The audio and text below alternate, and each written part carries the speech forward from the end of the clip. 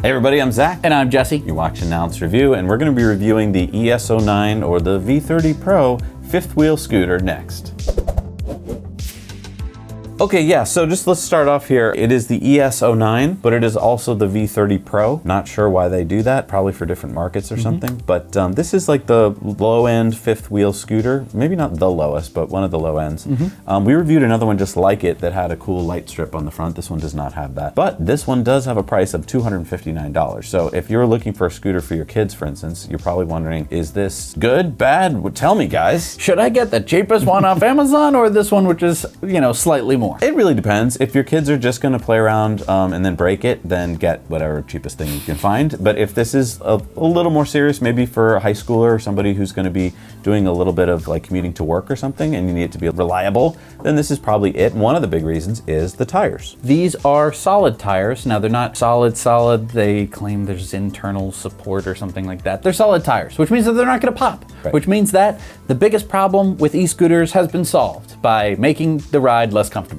To combat this, they have added suspension, even though when we looked on Amazon, there's no mention of the suspension. Yeah, I didn't believe you until you turned it upside down. Just because you won't believe me, and I didn't believe myself. You see those springs? That is actual suspension. This scooter has rear suspension. But I want to point out, when we were out reviewing it, you were like going when you were riding over certain terrain, and I just want to show that video because it was fun. That's because when you're riding, you're gonna hit the bumps first with your front wheel and then the back wheel. If you were riding somewhere where you're only gonna hit bumps with your rear wheel, which I don't know where that would be, then perfect. Otherwise, it's still gonna be bumpy. But kids don't care. This is made for riding on smooth surfaces. Right. So that's gonna be asphalt and concrete, no gravel, no dirt, no sand. Be really careful of gravel. You will really go all over the place. Even just hitting a tiny little rock, if you're not prepared for it, can really send you into hurting yourself. So let's get into the stats. So what do we got for battery? This is a 36 volt, 7.5 amp hour battery. So it's just one little teeny tiny step above kind of the base level e-scooters out there. How many watt hours is that? That's 277 watt hours. Okay, so a quarter of a kilowatt hour. So it's a pretty tiny battery. So what do they claim is the range? They claim almost 20-mile range. It's really gonna depend on your weight, your speed, and the amount of hills that you hit. I wouldn't be surprised if you're going all out and you weigh a bit more and you're going and taking a couple of hills, that you could get this down to 10 miles of total range. But if you were gonna go a little bit slower, do a little bit more kicking off. Well, you have to kick off, right? You have to kick off to start, but like even, when you get to the hills, you're gonna slow down. Right. And if you could either just sit there and let it go and try and drag you up the hill, or you can do little kicks. That helps. They claim it can do a 15 degree. We did test it on that, and it did make it once.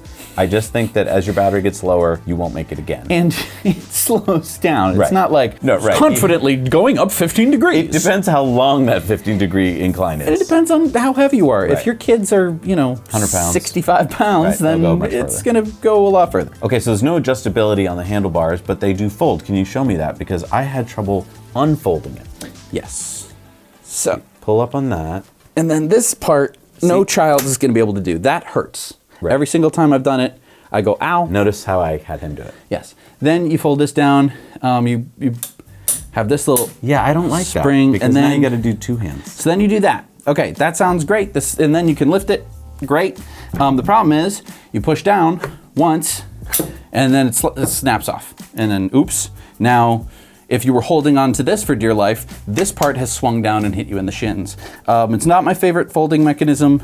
And it's a 32-pound lift, so it's, for kids, again, it would be a little tricky. In terms of e-scooters, it's pretty darn light. Yeah. But that's because there's not much to it. The deck got a nice grip to it, and it's a little bit thin for me, but again, for kids, it's not, so that's fine. If it was wet, maybe it would be slippery because it's kind of rubbery. I don't think you should be riding this in the rain because it's just not enough of a vehicle to do that. You do get headlight, you do get a tail light, and you do get turn signals, which I think is pretty cool for the price. I definitely agree with that. It has dedicated turn signal buttons.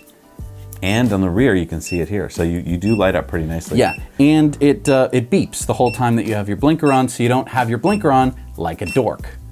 That's me. I forget. I forget them too. Snapping that on, it takes a lot of hand strength. Kids are not gonna be able to do that. I barely could do it. It's probably good because why do the kids need to fold up the scooter and carry it anywhere? But maybe they do for school. Maybe they do to get it up into your apartment or something. Jesse, Uh-huh. what is this? That is a reflector. No, thing. but there's a whole little thing below it that says fifth wheel. Little branding. I think that you could put some stickers on it. Let's say that you have 2 or 3 kids and you each want to get them a scooter. You could get them all the scooter, and then to tell them apart, you could put different stickers on that particular spot. And you're not supposed to put your foot here while you ride, right? That'll No, break. Okay. it is not a razor scooter. This is not a brake. Let's talk about the brakes. Yeah, so there's one brake. Up on the handlebar, you'll see that you have one brake, and if you follow the line down, And that's a cable brake. it goes to the cable brake at the back. However, this scooter also has what's called EABS, and that might sound like emergency automatic braking system. What it really means is that it's electronic braking. So it just shorts the motor. How can you do electronic braking? You essentially short the motor. The motor, as it spins, is generating electricity. You feed it back into itself in reverse. It's almost like a perpetual motion machine, except it's slowing you down. It is a little jarring.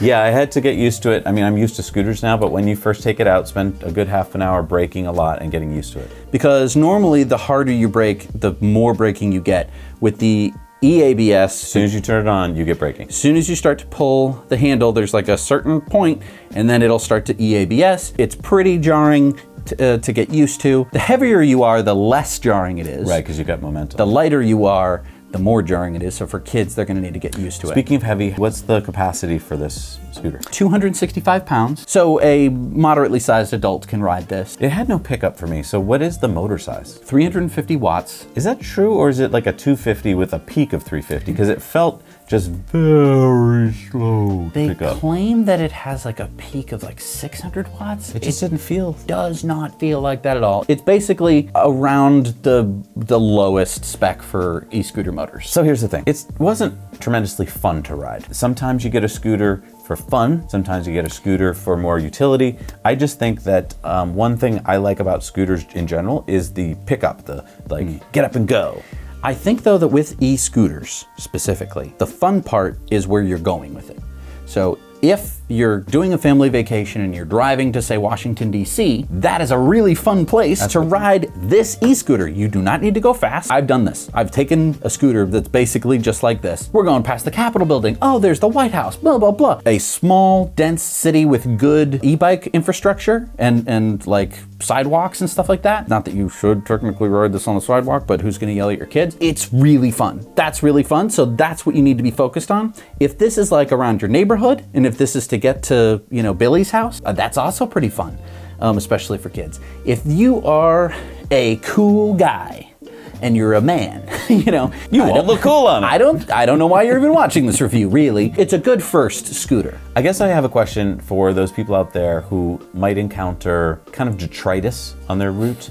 So in our case, we have some gravel. Let's just show you what happens when you hit some gravel. And I think that's the big point with this scooter, is that when you have solid tires and they're only 10 inches, if you hit pretty much anything at all, you have to be very careful. So unless you're going on very well-groomed paths. If you're gonna ride someplace where there is gonna be kind of detritus, I might argue that you wanna go a little bit bigger a scooter with bigger tires and more pneumatic tires. I don't know, what do you think? Fifth Wheel does sell what is essentially one step up from this, that has front suspension and a little bit more powerful motor. That one's a little bit more adventure-y. Zach and I are big, huge fans of e-bikes, so you should definitely be looking into e-bikes if you want to do any kind of adventures. If you are an urbanite, e-scooters are nice because they're relatively small and easy to pack away. Whatever your price range is, you will find a scooter for you. And this one, luckily, is rather modest while having no Achilles heels. Yeah, it's a good first scooter. It really is a good way to learn. It's a good hand-me-down. Like, you ride it for a few months, then give it to your kids. Exactly. Or give it to your cousin. And then if you found out that you wanted front suspension or you wanted something else, like more fancy lights or something, then you can upgrade to that. Because I've ridden lots of different types of e-scooters and some of them have really glaring problems. This one doesn't really have any glaring problems. They did a great job. And I do want to point out that this same scooter, basically, a few years ago, would have been way more expensive, probably 4 times the cost. It's just they've been able to make so many of them. I think I read today there's like 6 million of them in the United States. Yep. So that's what's been able to drive the cost down and give you what would have been a $1,000 scooter for $259. Yeah, it's really fun. If this is like your budget, it's a great starting place. Look, down in the comments, let us know your questions, your comments. You got one and you want to tell us what you think. I want to hear about it. Also, make sure that you subscribe because that really helps us out so that we can get more stuff to show you guys. Thank you so much for being with us. We'll see you next time on Now Let's Review.